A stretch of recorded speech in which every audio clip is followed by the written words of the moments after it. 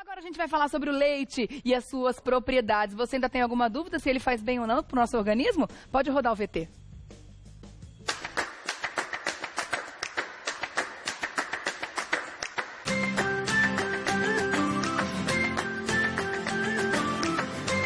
O leite é considerado fundamental para o desenvolvimento do ser humano, além de ser essencial em uma dieta balanceada. Os benefícios do leite para a nossa saúde são muitos. Além de ossos e dentes fortes, o leite melhora a saúde do coração. Mesmo para as pessoas que fazem uma alimentação restritiva, o leite deve ser incluído no cardápio sem medo, pois ele pode aumentar ainda mais os resultados da dieta.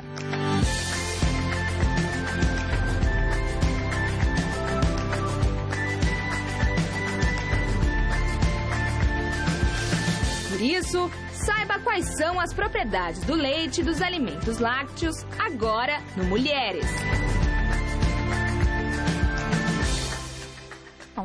Pois é. A gente já estava aqui conversando sobre o leite mesmo, né? Porque muitas são as dúvidas, afinal de contas, a gente tem ouvido, a gente vai falar sobre esse assunto. Ana Paula Delarco, que é nutricionista, deixa eu dar um beijo antes de entrar no assunto. Tudo bom, minha linda?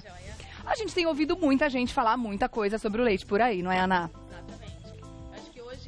O leite virou um vilão aí na alimentação, o que não é verdade. Né? Eu acho que a gente tem que ter parcimônia. Todos os alimentos, a gente costuma dizer que nenhum alimento é todo bom ou todo ruim. Todos os alimentos devem compor a nossa dieta de uma maneira equilibrada e balanceada. E todos eles vão entregar benefícios aí para a nossa alimentação, que é o que a gente vai ver. O leite e os lácteos aí entregando muitos benefícios. Derivados, né? E os derivados. O equilíbrio é sempre a chave e a resposta para tudo, né? Vamos desmistificar essa história, então, hoje aqui no Mulheres? Pode colocar o primeiro mito ou verdade na tela. Leite só tem gordura. Primeiro mito. É o primeiro mito. Eu acho que quando a gente fala do leite, na verdade, o leite é um alimento que ele tem uma alta densidade nutricional, né? E o que é essa alta densidade nutricional? É quando o alimento ele carrega uma grande quantidade de nutrientes dentro, né, por ml ou por grama, no caso do leite, por ml, né? Então, no caso do leite, além de proteínas, que a gente sabe que é um nutriente aí fundamental para a nossa saúde, então o leite entrega a melhor qualidade de proteína que a gente tem na nossa alimentação. O leite entrega cálcio, é a melhor fonte de cálcio, melhor biodisponibilidade de cálcio dentro da nossa dieta é o leite e são os lácteos, né? Além de vitaminas, a vitamina do complexo B, como vitamina B12, vitamina A, vitamina D. E além aí dos minerais, como fósforo, magnésio e potássio. Né? E aí só pra gente fazer um contraponto que a gente costuma dizer, por exemplo, o açúcar branco, né? Quando a gente fala do açúcar branco. O açúcar branco, ele é um alimento que entrega calorias vazias, né? Acho que todo mundo já deve ter escutado esse termo. O que são calorias vazias? Assim como a farinha branca. Farinha branca, é aquele alimento que só entrega calorias e não me entrega nutrientes, né? Eu tenho uma baixa densidade nutricional. No caso dos lácteos, é totalmente ao contrário. Eu tenho uma grande densidade nutricional. Eu entrego muitos nutrientes versus as calorias que eles me entregam. E aí, se a gente escolhe um leite que vai para o desnatado, a gente está reduzindo o teor de gordura, o que pode ser muito bom na alimentação de quem está querendo tirar. Então, eu acho que assim, a gente tem que ter parcimônia em relação a essa recomendação também. É lógico que as pessoas que estão aí brigando contra a balança, em relação à obesidade, você tem que atentar para o teor de gordura de todos os alimentos como um todo, porque você está realmente querendo reduzir o consumo e reduzir o peso. Mas a gordura do leite, ela faz bem. E é isso que a gente vai conversar aqui. Tá bom. Vamos dar uma olhada no próximo, então. A gordura de produtos lácteos aumenta o colesterol. Então a gente continua nesse assunto. Nesse assunto também é um grande mito. Né? Eu acho assim, a ciência ela evolui muito e vem evoluindo bastante, né, ao longo das últimas décadas aí. E hoje o que a gente vê na literatura científica, né, quando a gente pega um estudo, uma revisão que a gente chama, que é o estudo mais robusto do ponto de vista científico, onde os pesquisadores eles pegam estudos feitos em vários países do mundo, com várias populações, em várias regiões, para se chegar a uma conclusão e entender se determinado problema tem relação ou não com algum alimento e por aí vai. E o que se tem hoje na literatura, recentemente, publicadas várias revisões mostrando que o consumo de lácteos com gordura, né, então os integrais, eles não têm nenhuma associação com eventos cardiovasculares. E a gente vai explicar isso, o porquê disso. Olha que interessante.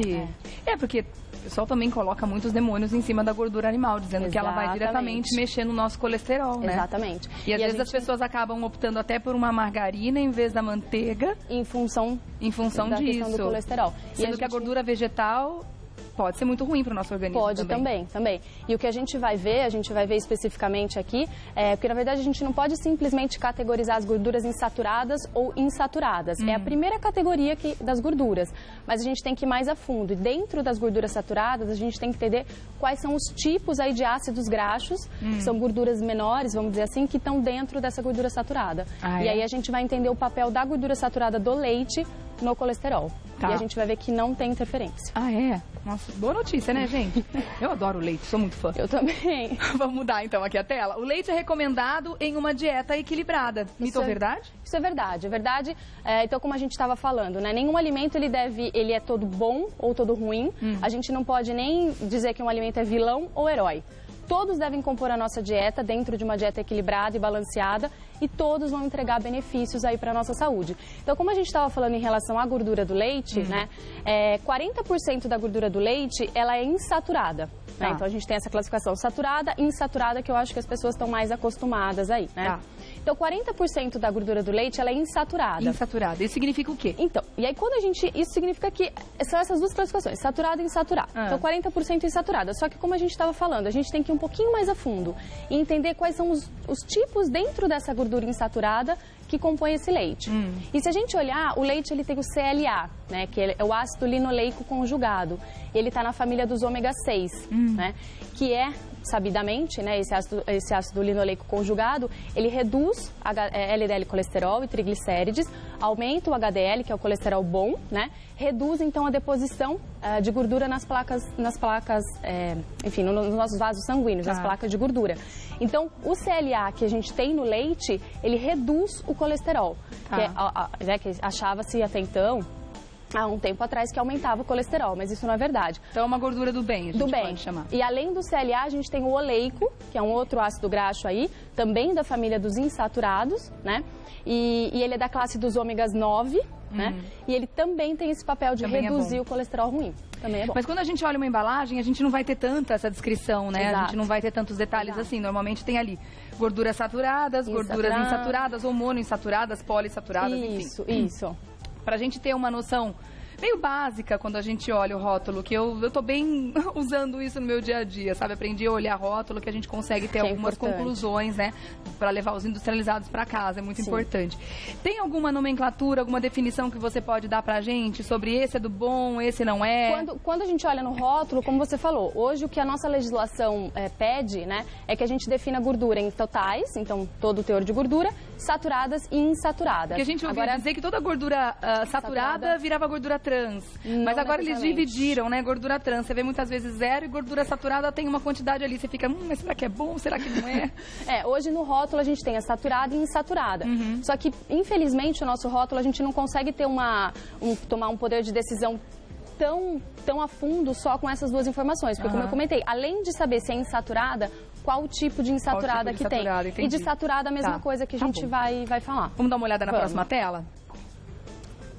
Queijo engorda muito. Daqui a pouco a gente vai saber se sim ou se não. Mito ou verdade? Queijo engorda muito? Mito. Mito? Mito. Porque, na verdade... Depende do queijo? Depende da dieta. Nenhum alimento a gente pode responsabilizar um alimento como vilão e dizer que aquele alimento engorda ou que determinado alimento tem o poder de emagrecer. Isso depende do quê? Isso depende da dieta como um todo. Do metabolismo da pessoa? Exatamente. O que a gente costuma dizer, o que engorda, né? O que engorda é um balanço energético inadequado. Então, se eu consumo mais calorias do que eu gasto. Isso eu acabo engordando. Todos os alimentos, qualquer alimento tem calorias.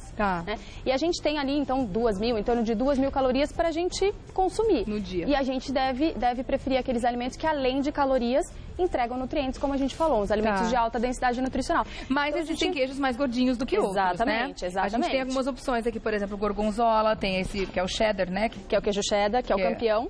E esse aqui qual gordura, Esse é o Gouda. O Gouda, tá. Isso. Tem também o requeijão aqui. Requeijão, isso. Na verdade, assim, entre os queijos existe sim diferentes teores de gordura, isso é uma verdade, né? Então, um tem mais gordura que o outro. O Minas é o que tem menos? Não necessariamente, não. O queijo que tem menos gordura é o cottage, em torno de 4%. O Minas, se não é o light, né, se não é a versão light, ele tem mais ou menos o mesmo teor de gordura que a mussarela, em torno de 20%. E a gente acha que... magrinho. Porque existe até um mito de que quanto mais amarelo, mais gordura o queijo tem. Sim. E isso não é verdade, porque no caso do gorgonzola, isso é outro mito. Olha aí. Porque a coloração do queijo, ela depende do tempo de cozimento, até de alguns corantes, como urucum, por exemplo, que acaba sendo utilizado no processo de fabricação do queijo. O caso do gorgonzola, que é um queijo branco, né? Tudo bem, ele tem os verdinhos ali, os azulados, em função da fermentação, mas ele é gordinho, ele tem em torno de 26% de gordura. Olha, foram 2 mitos em um agora, né? Vamos lá para a tela, então? Iogurte ajuda a emagrecer, mito ou verdade? O iogurte, existe um estudo, né, isso é verdade, existe um estudo que foi feito em Harvard aí, onde mostrou que as pessoas que são mais magras, elas consomem mais iogurte, né?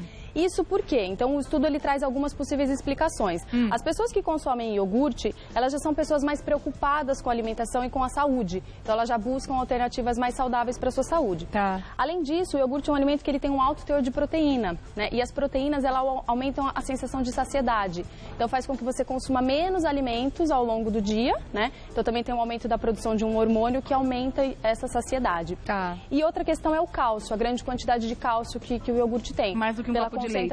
Mais pela concentração. Então, o processo de fermentação do iogurte acaba concentrando. E quanto mais cálcio, a gente tem uma perda das células de gordura maior. Muito bom. E se ele for potencializado com lactobacilos, ainda melhor ainda melhor ainda, organismo, porque né? ajuda para a flora intestinal. E tudo mais. Muito bom, né? Ponto pro iogurte.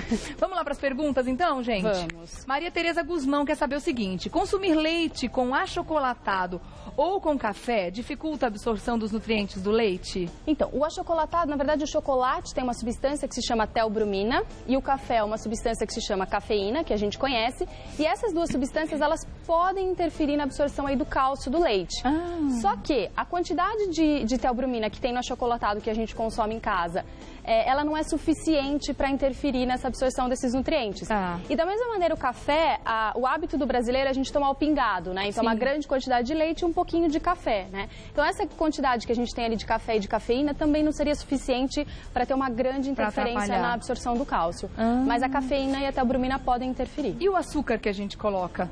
Na absorção de nutrientes não tem interferência. Não tem interferência? Não. Aí são outras questões da relação do açúcar. Outros problemas. Dependendo do açúcar, os problemas maiores ainda. Exato. Né? Tá bom, obrigada, Maria Tereza.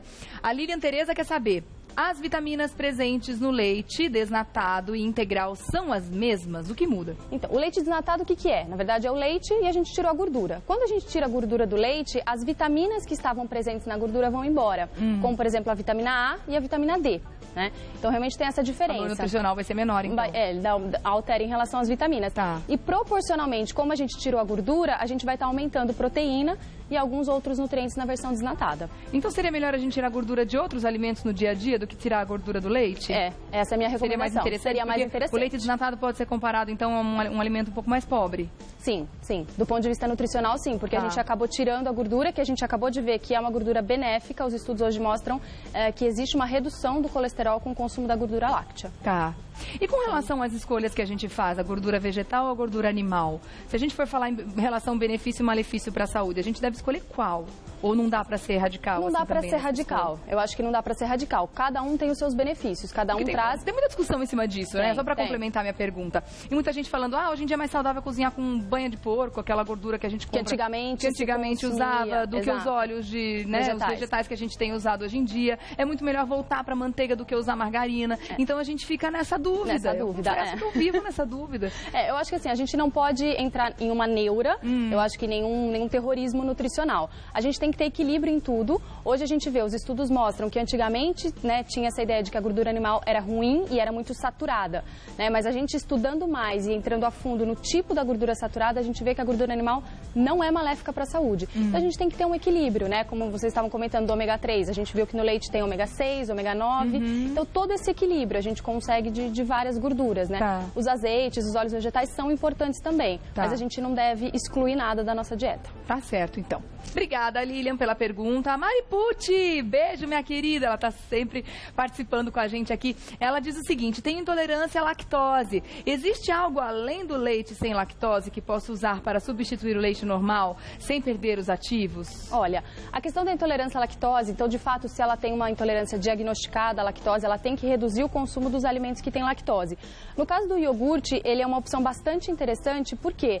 Porque durante o processo de fermentação, então, para deixar o iogurte na consistência consistência que ele tem, nesse sabor mais azedinho, o que acontece? As bactérias do iogurte acabam consumindo a lactose do leite, então elas, né, como se fosse o alimento delas, para produzir esse ácido lático e deixar o iogurte com essa consistência, esse sabor característico. Então o iogurte é uma excelente opção para quem tem intolerância à lactose, porque você tem uma redução da quantidade de lactose dentro do iogurte. Então, dependendo da pessoa que tem intolerância, pode tomar iogurte feito de leite. Feito de leite sem problema nenhum. Porque a intolerância à lactose, ela tem diferentes graus, né? Então, que é uma sensibilidade da pessoa. Então, dependendo da sensibilidade, ela consegue tolerar o iogurte. Mas também existem outros tipos de leite que estão sendo bem difundidos hoje em dia. A gente encontra leite de avelã, de aveia, de arroz. São uma opção bacana para quem tem intolerância? Eu acho que, na verdade, esses leites são mais opções, uma melhor opção para quem tem, de fato, alergia à proteína do leite. Tá. Aí, de casos fato, mais severos. São casos mais severos. No caso da intolerância, se você... A gente até fala, os nutricionistas a gente costuma falar, que é uma questão de sensibilidade. Até se você for consumindo pequenas doses de lactose, você pode reverter essa intolerância à lactose. É mesmo? Olha que bacana isso acontece, a gente já consegue ver em alguns estudos. E aí, voltando à sua pergunta dos óleos vegetais, a grande diferença pro leite, né, é a questão do cálcio. É a questão do cálcio, porque o cálcio do leite é o cálcio mais biodisponível que a gente tem na nossa dieta, que a gente não consegue em nenhuma outra fonte, né? Então, quando a gente olha percentual de absorção e quantidade. Então, quem opta pelos leites vegetais, que de fato não pode tomar o leite, né, de origem animal, acaba tendo uma perda no equilíbrio de cálcio do organismo. Tá bom. Tem mais perguntas? Vamos colocar? Leila Martins pergunta o seguinte: o leite em pó tem os mesmos benefícios que o leite comum, daquele de caixinha? Hoje o que a gente vê, se é um leite em pó, só um leite... Porque o leite em pó, o que ele é? Nada mais é do que o leite tirado a água dele. Num processo de liofilização, a gente tira a água e ele fica o pó. Se esse leite é só o leite em pó, ele tem a mesma equivalência. O que a gente vê no mercado hoje é que a maioria dos leites em pó, eles são enriquecidos com outros nutrientes. Então, o que a gente consegue ver na tabela nutricional. Inclusive os de bebê, sem óleo disso, óleo daquilo. Exatamente. Então, esses leites, eles são em pó e acabam sendo um pouco modificados, incluindo alguns nutrientes, eles acabam tendo mais nutrientes. Mas se é simplesmente o leite em pó, que a gente ainda encontra no mercado, não tem enriquecimento, as características nutricionais são as mesmas do leite fluido. Tá certo. Quero agradecer, então, a presença da Ana Paula Delarco, que é nutricionista, esteve com a gente falando desse assunto bem importante para pararem de dar nó na nossa cabeça com esse assunto de uma vez por todas. Exatamente. Ana Paula, exatamente. Obrigada pela presença aqui.